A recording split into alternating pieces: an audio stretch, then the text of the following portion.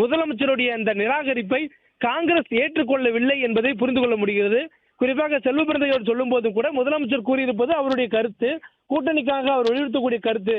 ஆனால் காங்கிரஸ் கட்சியினர் அதிகாரத்தில் பங்கு வேண்டும் என்று கேட்பது காங்கிரஸ் கட்சியினுடைய தார்மீக ஒரு ஜனநாயக உரிமை என்ற அடிப்படையில் தான் அவர் நமக்கு பேசக்கூடிய அந்த பேச்சில் அவருடைய கருத்தை வெளிப்படுத்தியிருந்தார். அது மட்டுமின்றி இந்த கருத்தை காங்கிரஸ் கட்சியை வலியுறுத்தி தேசிய தலைமையிடம் கொண்டு செல்வார்கள் எனவும், அதே நேரத்தில் தேசிய தலைமை தான் இறுதி முடிவு எடுக்கக்கூடியது எனவும் காங்கிரஸ் கட்சியினுடைய மாநில தலைவர் செல்வ பிறந்தகை பேசியதை பார்த்தோம். அப்படியானால் காங்கிரஸ் கட்சியினுடைய இந்த கோரிக்கையை முதலமைச்சர் நிராகரித்தாலும் கூட காங்கிரஸ் கட்சியினுடைய தேசிய தலைமையிடம் எடுத்து சென்று கூட்டணி தொடர்பான பேச்சுவார்த்தையின் பொழுது இதனை வலியுறுத்தி அதன் ஊடாக காங்கிரஸ் கட்சியுடைய தேசிய தலைமை எடுக்கக்கூடிய முடிவுகளுக்கு காங்கிரஸ் கட்சியினர் கட்டுப்படுவார்கள் என்று தற்பொழுது செல்வ பிறந்தகை தெரிவித்திருந்தார்.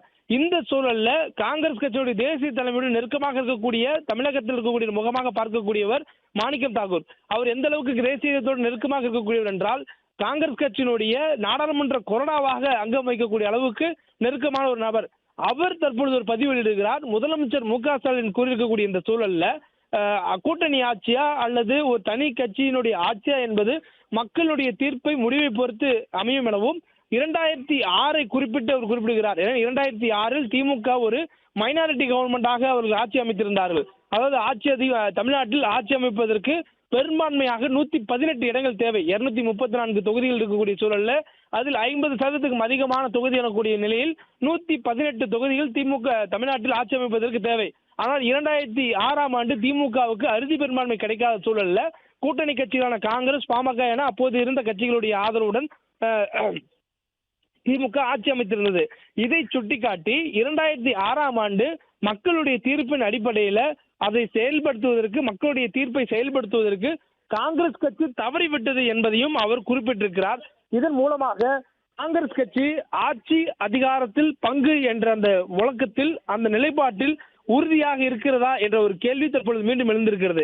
ஏன் முதலமைச்சர் வெளிப்படையாக நிராகரித்திருக்கக்கூடிய சூழல்ல காங்கிரஸ் கட்சியினர் அதை ஏற்றுக்கொள்ளவில்லை. ஆனால் முதலமைச்சர் குறிப்பிடும் பொழுது தமிழ்நாட்டிற்கு அதிகாரத்தில் பங்கு என சொல்லக்கூடிய அந்த முழக்கம் என்பது ஒருபோதும் ஒத்து வராது, அது காங்கிரசுக்கும் தெரியும் என்று தெரிவித்திருந்தார். ஆனால் இது முதலமைச்சர் சொல்வது போல காங்கிரசுக்கு தெரிந்திருந்தாலும் காங்கிரஸ் அதில் நிலைப்பாட்டில் உறுதியாக இருக்கக்கூடியதை நம்மால் இந்த பதிவு மூலமாக தெரிந்து கொள்ள முடிகிறது. அதே நேரத்தில் 2006 அவர் பின்னூட்டமாக குறிப்பிடும் பொழுது கடந்த கால வரலாற்றை நினைவுபடுத்த விரும்புகிறாரா, அல்லது வரக்கூடிய தேர்தலில் ஒருவேளை மைனாரிட்டி கவர்மெண்ட் அமைப்பதற்காக அல்லது ஒரு கூட்டணி கட்சியினுடைய ஆதரவுடன் ஒரு அறுதி பெரும்பான்மை இல்லாமல் ஆட்சி அமைக்கக்கூடிய சூழல் வந்தால் அப்பொழுது அதிகாரத்துக்கு பங்கு வேண்டும் என்ற கோரிக்கை வலியுறுத்தப்படும் என்பதை மறைமுகமாகவும் நேரடியாகவும் தெரிவிப்பதற்காக ஒரு பதிவாகவே இதை காங்கிரஸ் வெளியிட்டிருக்கக்கூடியதாகவும் மாணிக்கத்தவருடைய பதிவிலிருந்து புரிந்து கொள்ள முடிகிறது. தொடர்ந்து இந்த கூட்டணியில் எந்த பிரச்சனையும் இல்லை என்பதை மட்டும் புரிந்து கொள்ள முடிகிறது. ஏனெனில் காங்கிரஸ் கட்சியினுடைய அந்த நிலைப்பாடு என்பது ஒரு நெகோசியேஷன், ஒரு பேச்சுவார்த்தையாகவும் இந்த கூட்டணிக்கான ஒரு உள்ளக்கூடிய கருத்தியல் முதலாகவும் பார்க்கப்படுகிறது. அதே நேரத்தில் முதலமைச்சர் அவர்களும் காங்கிரஸ் எங்களுடன் தான் இருக்கிறது என்பதை சொல்கிறார். அதே போன்று காங்கிரஸ் கட்சியின் செல்வ பிறந்தகையும் நாங்கள் திமுக கூட்டணியில் தான் இருக்கிறோம், எங்கள் கூட்டணி வலுவாக இருக்கிறது என்று சொல்கின்றனர். ஆனால் என்னதான் ஒற்றுமையாக இருக்கிறது என்று அவர்கள் சொன்னாலும் கூட இந்த முரண்பாடு என்பது முதலமைச்சர், அதாவது உச்சகட்டமாக திமுக பொறுப்பில் இருக்கக்கூடிய தமிழ்நாடு முதலமைச்சர் மு.க. ஸ்டாலின் அவருடைய பேச்சுக்கு ஒரு மறுப்பு தெரிவிக்கும் வகையில காங்கிரஸ் கட்சியினுடைய நாடாளுமன்ற கொறடா மாணிக்கம் தாக்கூருடைய பதிவு என்பது வெளியாக இருக்கிறது. இதன் மூலமாக காங்கிரஸ் தங்களுடைய கோரிக்கையிலும் தங்களுடைய நிலைப்பாட்டிலும் உறுதியாக இருக்கிறார்களா?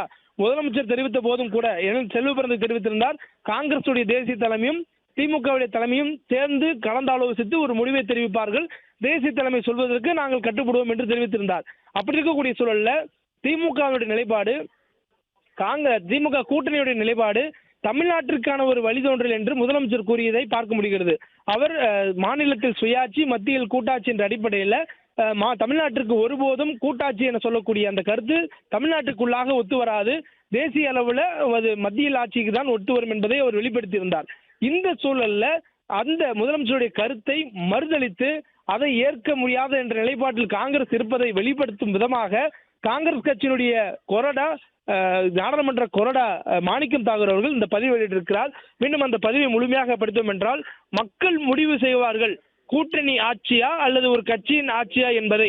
2006 மக்கள் தீர்ப்பை செயல்படுத்தாதது நம் தவறு என்று காங்கிரஸை குறிப்பிட்டு அவர் பதிவிட்டிருக்கிறார். முதலமைச்சர் பேசியிருக்கக்கூடிய எந்த சூழல்ல அது தற்பொழுது அரசியல் வட்டாரங்கள் ஒரு பேசுபொருளாக மாறி இருக்கக்கூடிய சூழல்ல இதற்கு அனைத்து தலைவர்களும் அவருடைய கருத்துக்களை பதிவிட்டுக்கூடிய சூழல்ல காங்கிரஸ் கட்சியினுடைய நாடாளுமன்ற கோடாக இருக்கக்கூடிய மாணிக்கம் தாக்கூர் இந்த கருத்தை பதிவிட்டிருக்கிறார். இதன் மூலமாக முதலமைச்சர் முற்றுப்புள்ளி வைத்ததாக சொல்லக்கூடிய அந்த கோரிக்கைக்கு மீண்டும் உயிர் கொடுத்து அது இந்த கோரிக்கையில் காங்கிரஸ் உறுதியுடன் இருக்கிறது என்பதை பட்டவர்த்தனமாக வெளிப்படையாகவே காங்கிரஸ் கட்சியினுடைய மாணிக்கம் தாக்கூர் பொதுவெளியில் உடைத்திருக்கிறார். அதுவும் ஒரு சமூக ஊடகத்தினுடைய வழியாக அவருடைய சமூக வலைதளமான ட்விட்டர் பக்கத்தில் அவருடைய அந்த பதிவை அவர் வெளியிட்டிருக்கக்கூடியதை பார்க்க முடிகிறது.